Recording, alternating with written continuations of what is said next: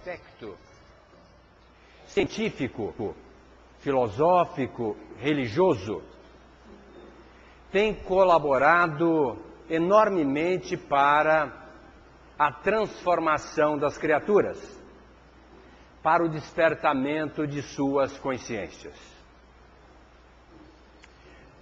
Em tempos idos, os cientistas, principalmente os materialistas, mais sérios como os cientistas geralmente o são,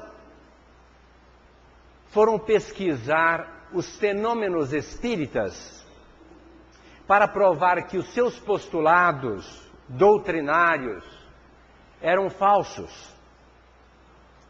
E depois de bem analisar os fenômenos e tudo aquilo que Kardec colocava na obra espírita, orientado pelos benfeitores espirituais, eles puderam verificar que se tratava de uma verdade.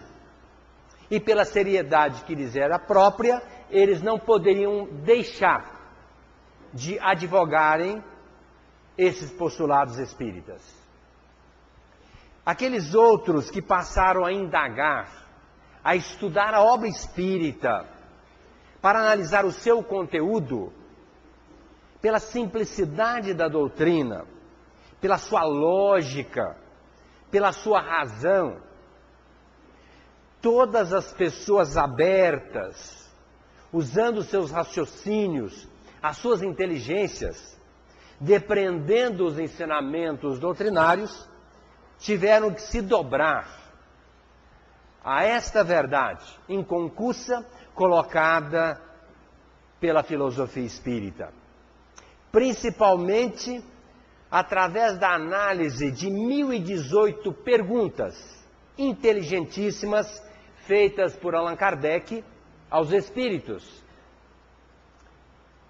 E, consequentemente, mediante as 1018 respostas mais inteligentes ainda, dadas pelos espíritos, fazendo com que, então, essas criaturas pudessem, utilizando as suas razões, os seus raciocínios, as suas inteligências, se dobrarem frente a esse postulado espírita.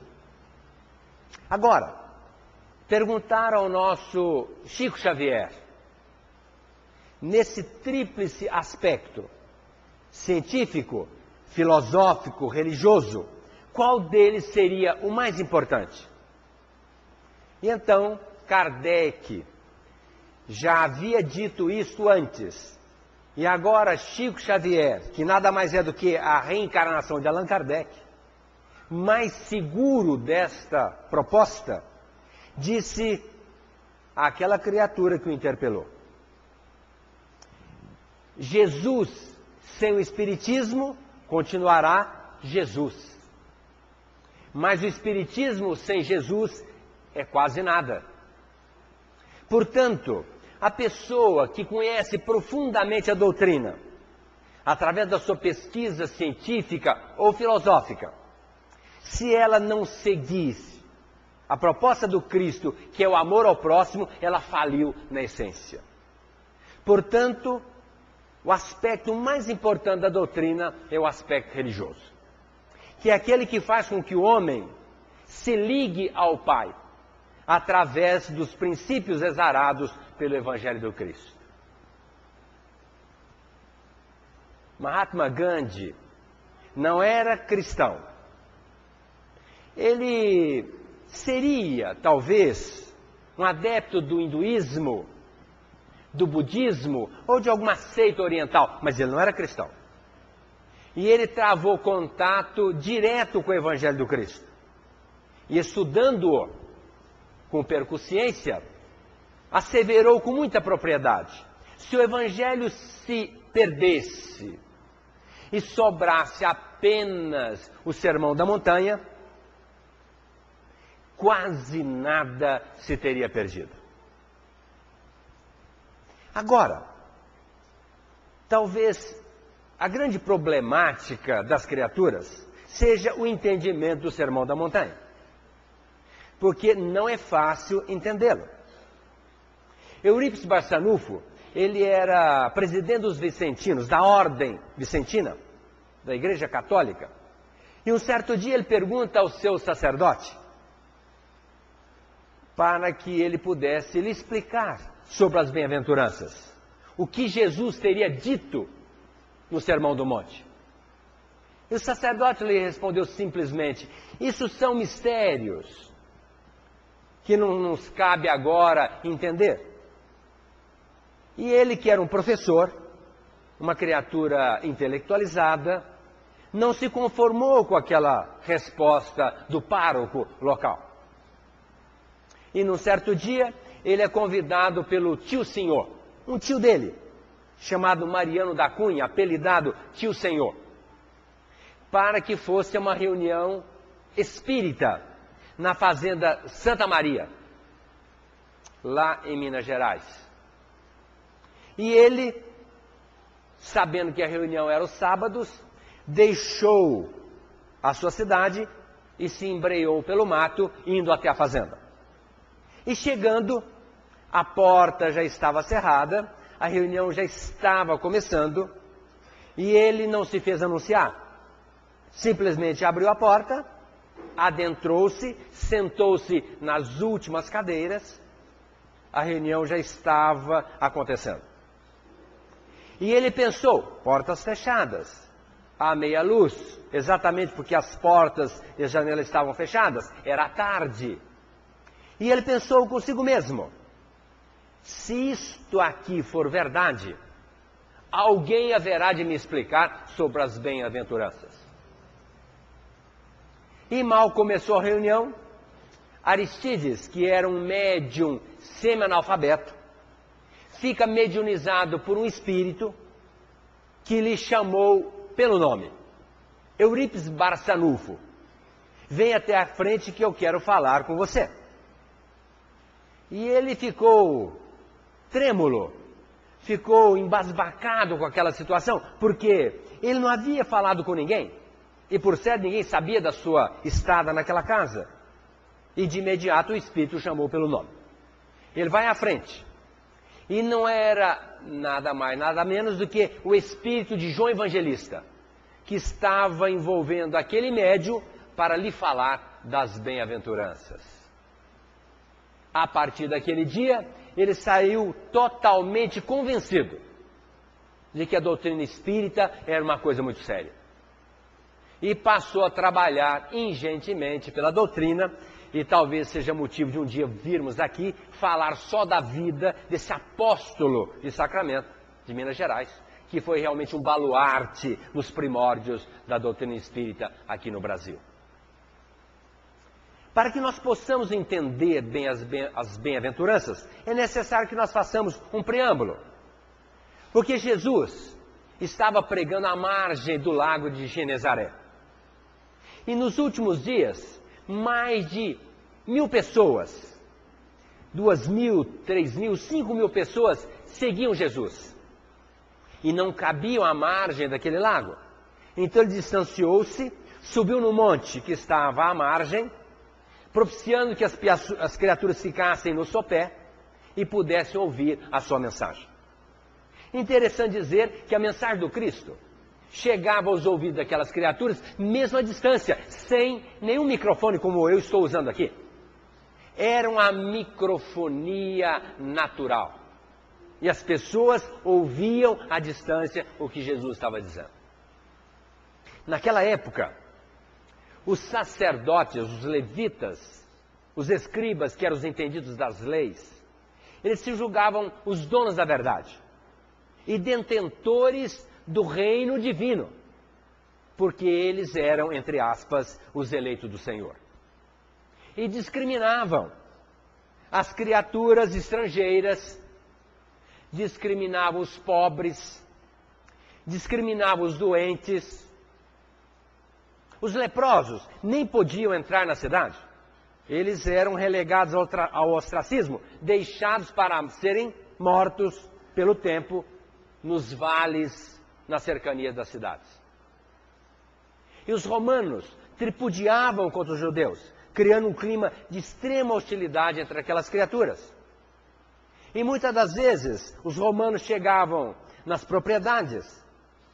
Bastava eles quererem alguma coisa, eles pegavam e levavam embora. E ninguém poderia levantar a voz para ir de encontro àquela proposta, porque seriam mortos. E se numa caminhada, com a proposta de chegar a um determinado local, eles, os romanos, dissessem, vem comigo, eles teriam que ir. Porque se não fossem, certamente pagariam um tributo muito caro. E esse era o clima que estava naquela época.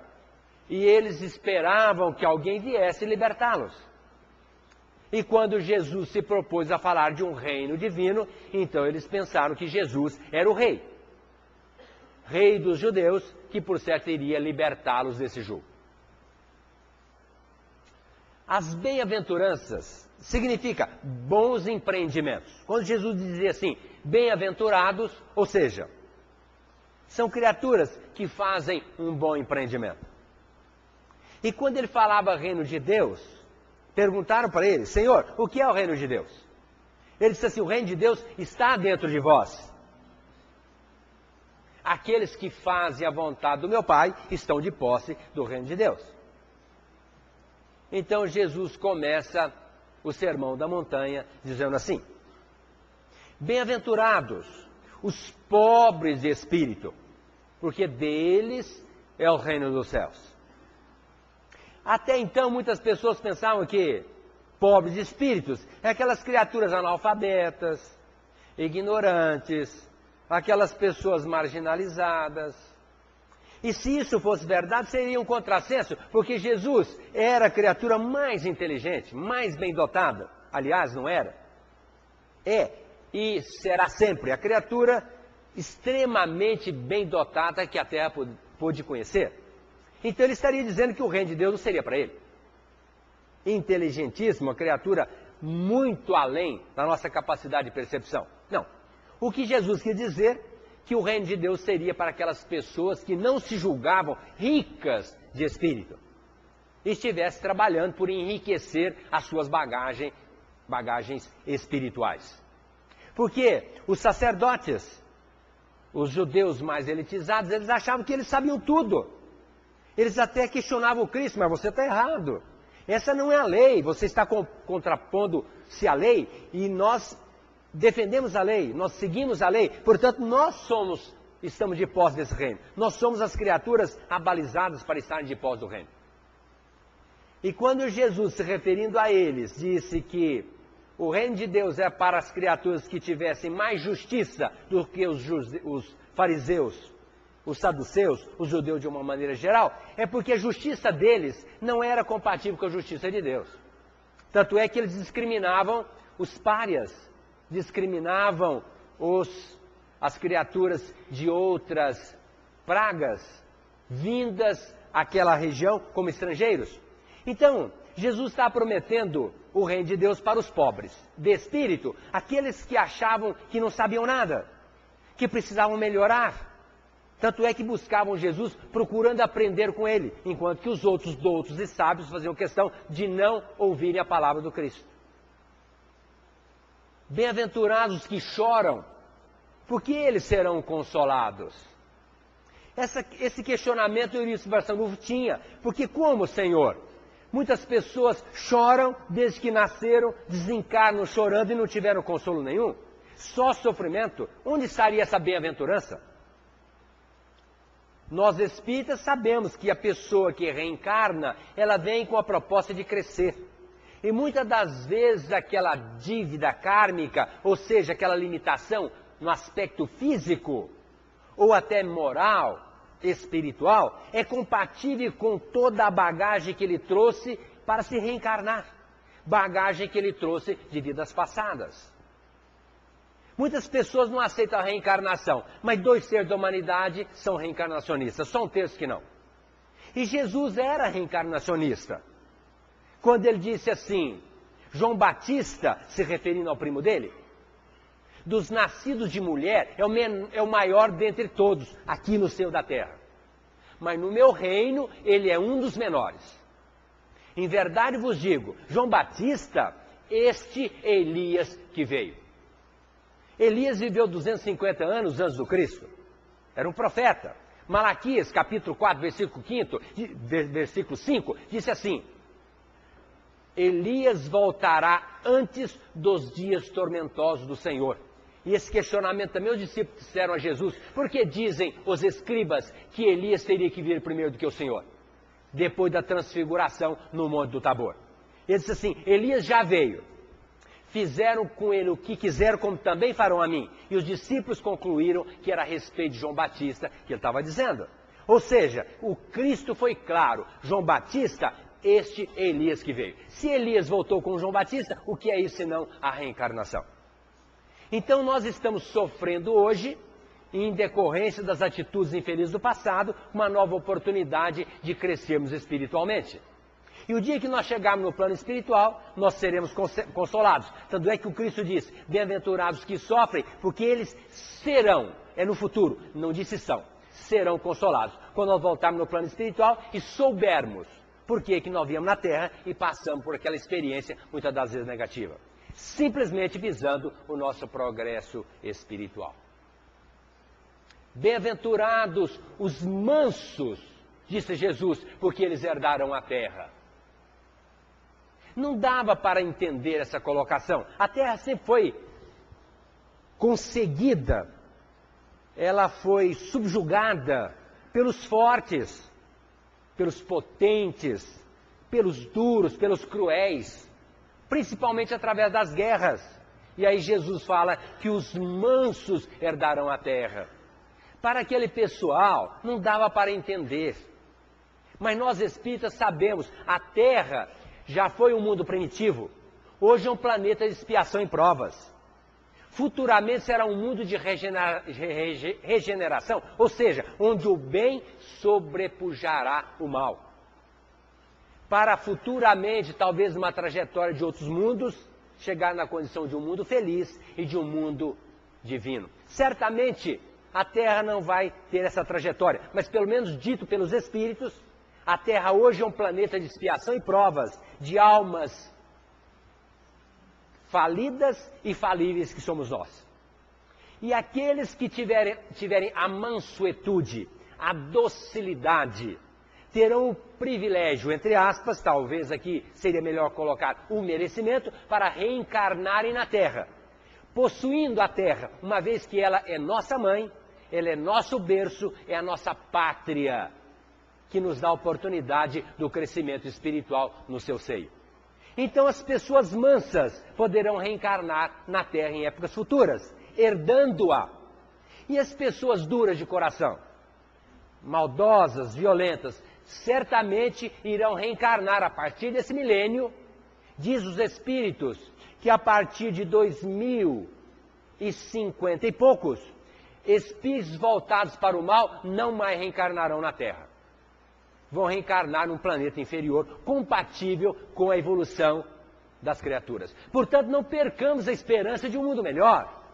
Tem gente que diz assim: não sei o que será dos meus filhos, dos meus netos. Eu digo que estarão numa situação muito boa. Basta que trilhem na senda do bem. Como disse o Chico: quem vive retamente, Deus provê. Que bom estarmos reencarnados na Terra em épocas futuras. Bem-aventurados os que têm sede de justiça, porque eles serão fartos. Como farto? Justiça. Onde é justiça? Uma criatura nasce cega, muda e surda, desencarna em pleno sofrimento, e a outra nasce em berço esplêndido. Uma intelectualizada, outra amaurótica. Uma riquíssima, a outra pobre. E a outra perpetra maldades contra o próximo, desencarna numa morte bonita e não aconteceu nada. Onde está a justiça?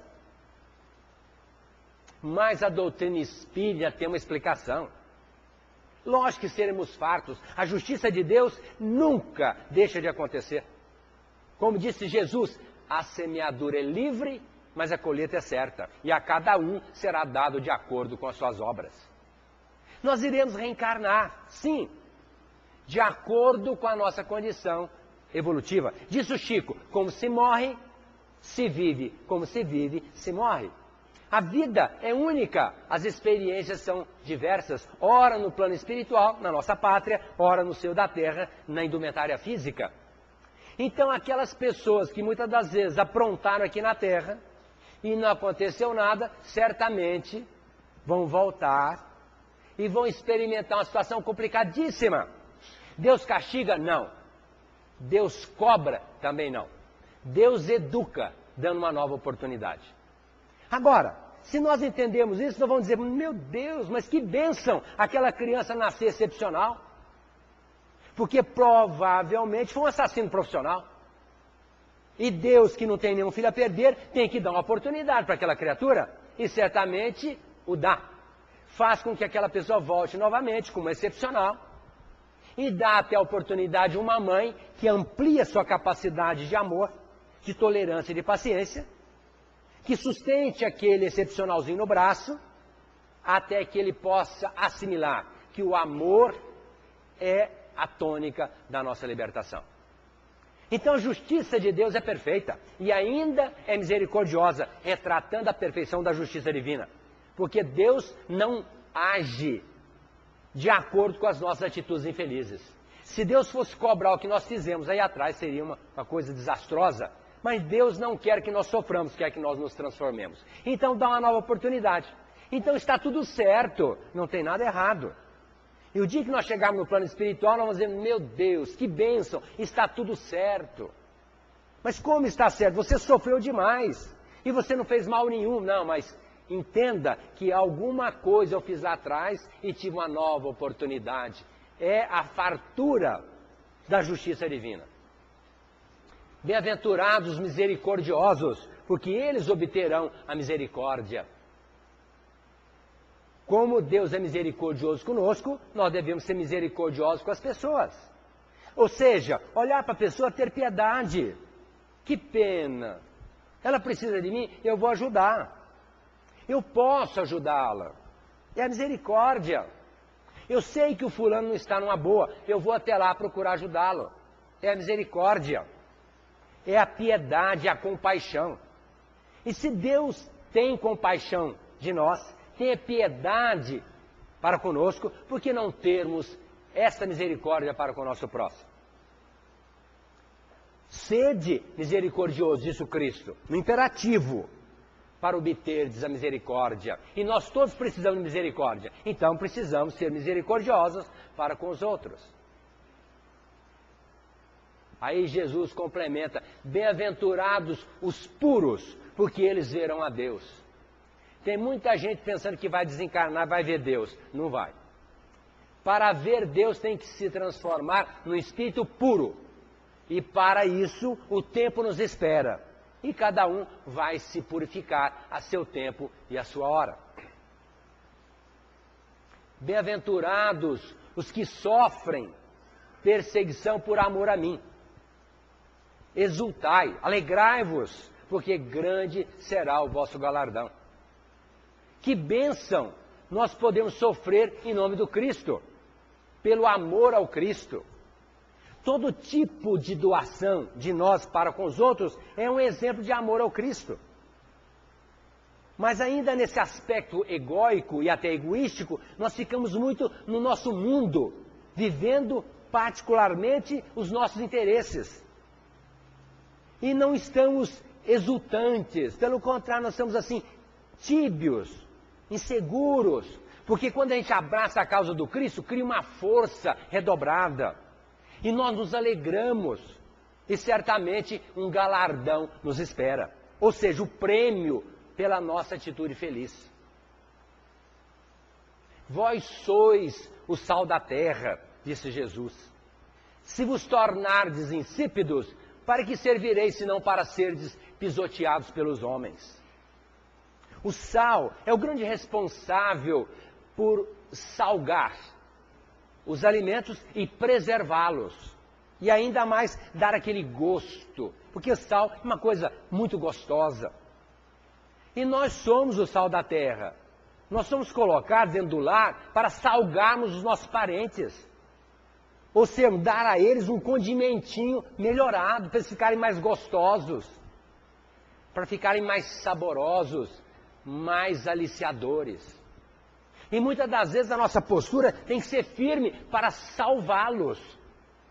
Talvez seja o grande papel do pai e da mãe, que veio para salvar os filhos, evitando que eles trilhem por caminhos sinuosos, alertando as criaturas que muitas das vezes equivocadas se permitem a altos comprometimentos. Principalmente nós espíritas que já sabemos o caminho e temos que colocar para aqueles que estão ao nosso lado. E não é só dentro do lar, é onde quer que estejamos, nós somos o sal da terra. Temos que falar de Jesus, nós temos que falar de doutrina espírita, nós temos que falar do Sermão do Monte, que é o resumo do Evangelho do Cristo. É só ler Mateus capítulo 5, vocês vão ver que bênção que esse resumo do Evangelho do Cristo inserido no Evangelho de Mateus. Vós sois a luz do mundo. Não se pode encobrir uma cidade em cima de um monte. Não deveis colocar a candeia sob o alqueire, mas sobre o velador, para iluminar a todos que estão na casa. Jesus nos chamou a atenção, para a gente não ficar ali só lendo os livrinhos. Ah, que livro lindo! Ah, gostei tanto! Por que você não fala do livro? Li uma mensagem do Evangelho, nossa, mas que beleza! Pois fale então para os outros. Não é a criatura ser fanática e impor para a criatura, não é isso. Mas ter a oportunidade de levar a criatura esta luz. Brilhe a vossa luz diante dos homens para glorificar o meu Pai. É a luz do entendimento. E nós temos obrigação de aumentarmos a nossa luz e clarear a vida das pessoas, o caminho das pessoas, mostrando exatamente o que Jesus quis mostrar para nós. Ouviste o que foi dito, não adulterarás. Mas diz Jesus que o adultério começa pela mente. Nós mentalizamos coisas ruins, nós já estamos adulterando. E eu até acho que nós somos adúlteros todos os dias. Porque todo dia a gente tem um pensamentinho meio danadinho, não tem? Que impressionante, não é? Nós usamos a nossa mente de uma maneira equivocada.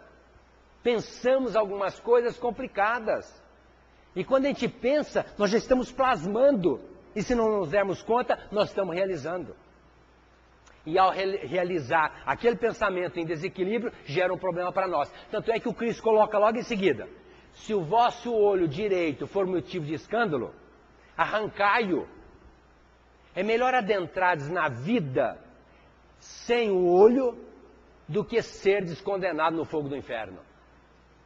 Se a vossa mão direita for motivo de escândalo, ou seja, fazendo mal para alguém, que escândalo vem do verbo escandalizar do grego, ou seja, fazer mal a alguém. Se a vossa mão direita for motivo de escândalo, arrancai-a.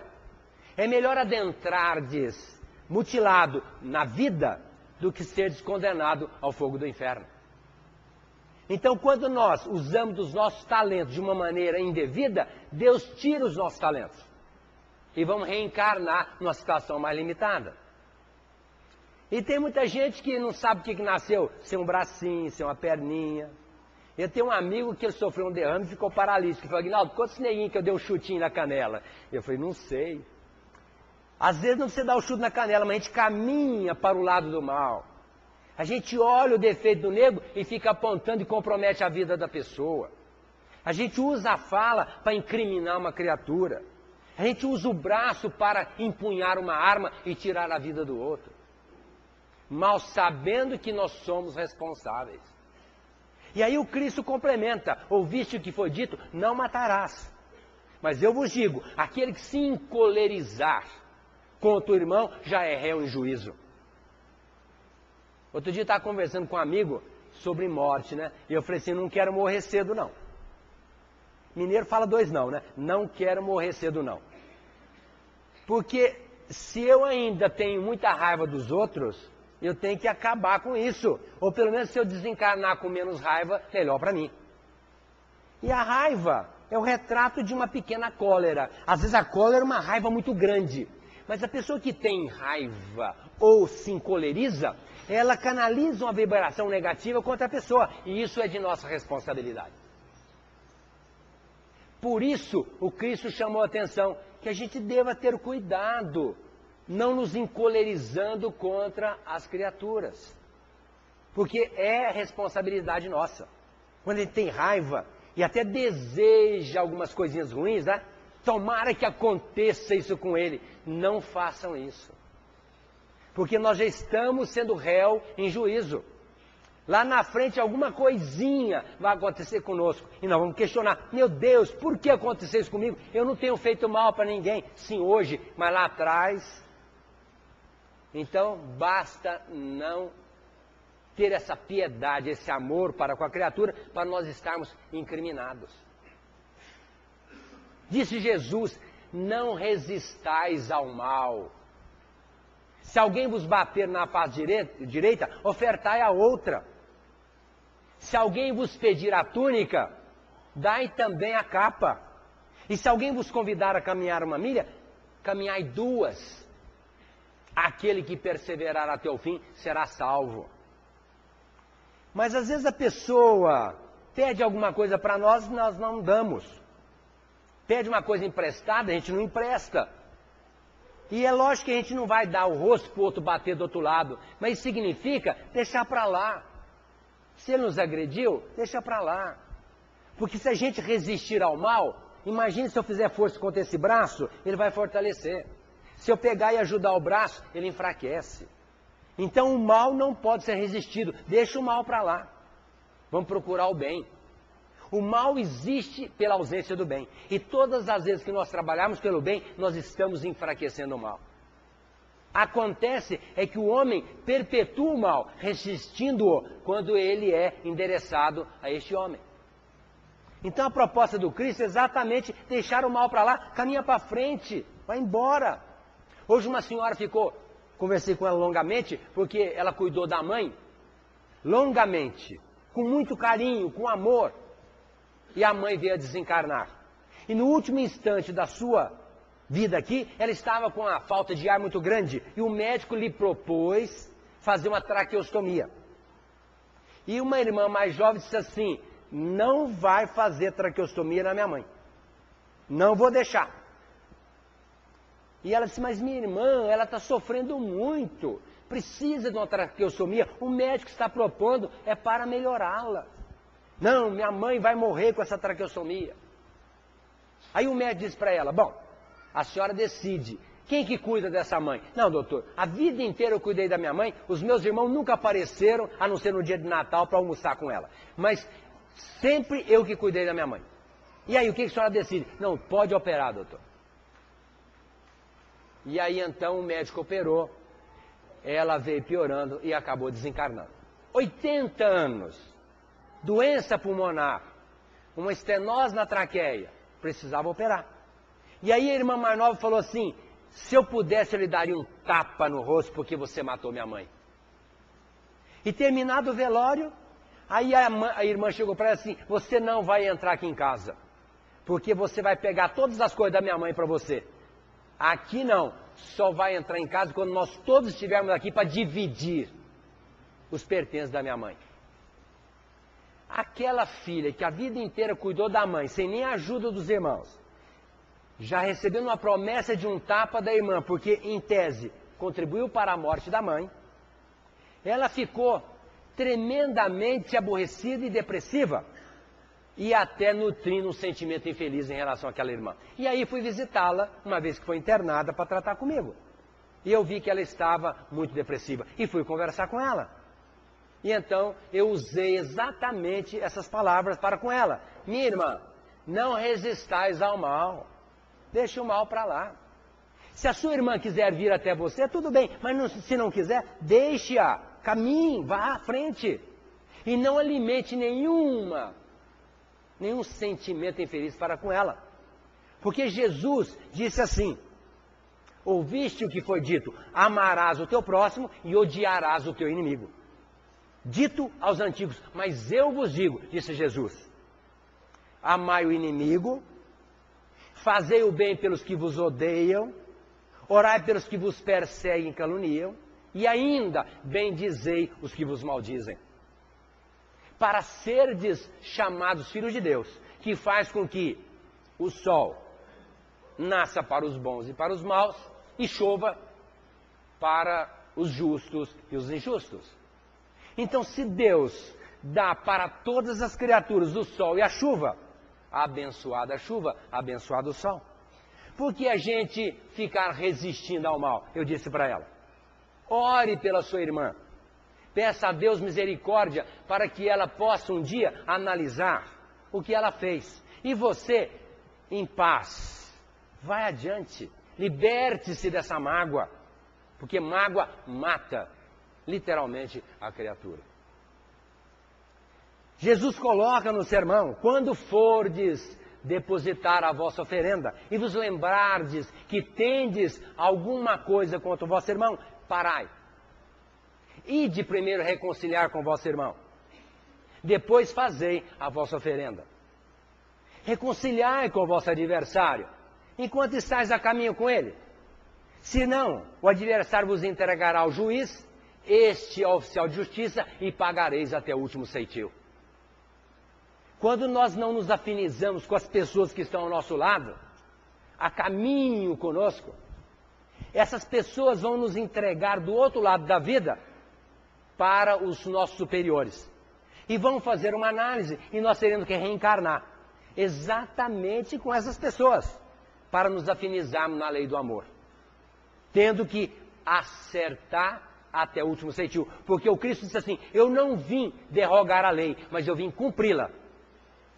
E passa-se o céu e a terra, mas um jota e um tio da lei nunca deixará de ser cumprido.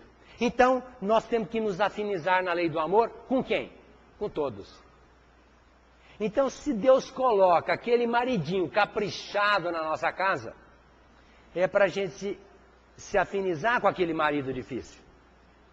Se coloca aquela esposinha na medida, é para nós nos afinizarmos com essa esposa.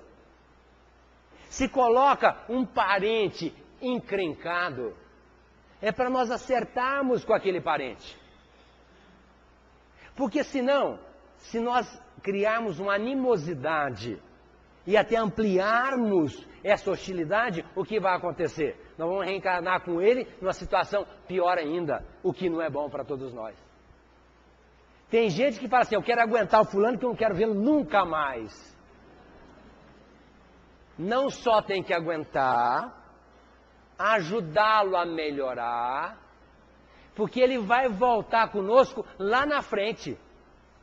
E se nós o fizermos, pelo menos nosso amigo, teremos um bom amigo.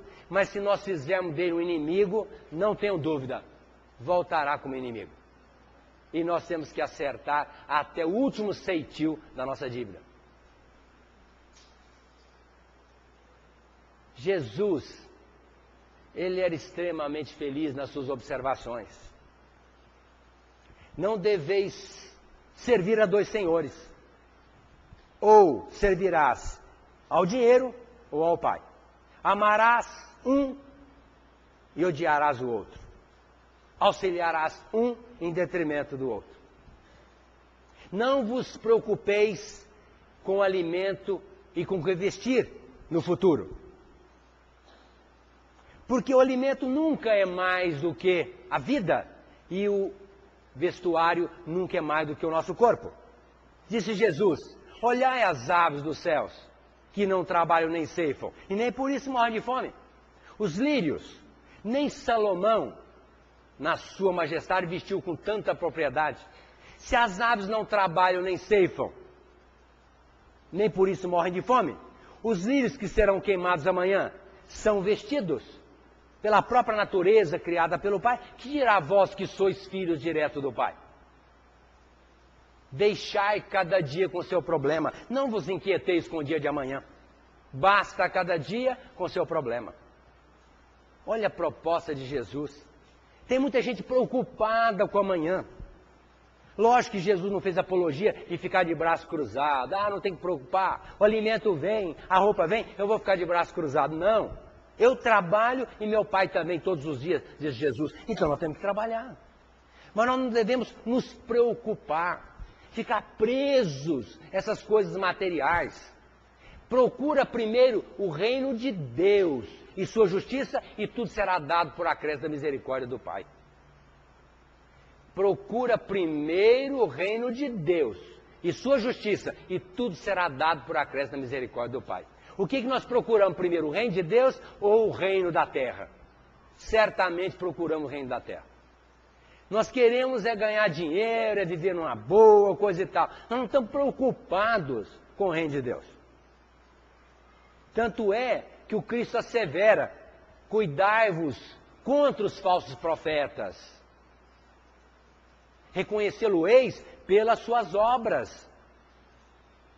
Uma árvore boa não dá maus frutos, como uma árvore má não dá bons frutos. Reconhecê-lo-eis pelos seus frutos. Reconhece-se uma árvore pelo seu fruto. E aquela árvore que não der bons frutos será arrancada pelo meu Pai pelas raízes. Neste dia, em se tratando do reino dos céus, muitos chegarão a mim e dirão: Senhor, eu afastei espíritos obsessores em seu nome. Senhor, eu fiz curas em seu nome. Eu fiz maravilhas, Senhor, em seu nome. E eu claramente lhes direi, disse Jesus: afastai de mim, vós que praticais a iniquidade. Somente aqueles que fazem a vontade do meu Pai adentrarão no reino dos céus. E o que está acontecendo hoje? Muitos falsos profetas, até frequentadores de casas religiosas, e que se colocam numa posição de lucidez para explicar aos outros o que devam fazer. E aí então eles vão dizer: não, eu fui pastor de uma igreja, eu fui presidente de um centro espírita, eu fui sacerdote da igreja. E Jesus vai dizer assim: não vos conheço, afastai de mim, vós que praticais a iniquidade. O que é iniquidade? Exatamente o que diz respeito ao contrário da lei divina. Tem muita gente usufruindo do poder e do mando para praticar a iniquidade. E depois vai dizer assim: Senhor. E Jesus colocou: nem todos que dizem Senhor, Senhor adentrarão ao reino dos céus, mas aqueles que fizerem a vontade do meu Pai. Então o que nós temos que fazer? Procurar conhecer a lei divina, que são os 10 mandamentos. Porque ali está inserida a lei de Deus. É só observar a lei de Deus e segui-la. Esse é o único desiderato para todos nós, o reino de Deus. Agora, nós podemos vivê-lo aqui, agora, ali, alhures, em qualquer tempo. Ou podemos também não vivê-lo em lugar nenhum, em época nenhuma. Basta observarmos a lei, porque a lei é clara. Ela veio para nos esclarecer. E Jesus continua nos falando: eu sou a luz do mundo. Quem me seguir jamais andará em trevas. Eu sou o pão da vida. Quem comer do meu corpo e beber do meu sangue, jamais terá fome, jamais terá sede. Aprendei comigo que eu sou manso, humilde de coração, e vós tereis descansadas as vossas almas. Eu sou a verdade, o caminho e a vida. Ninguém vai ao Pai senão por mim. Então Jesus veio para nos mostrar, e Ele conseguiu falar no Sermão da Montanha tudo que nós devemos aprender para vivermos muito bem. Daí Ele complementar dizendo: eu vim para que tenhais vida e abundância.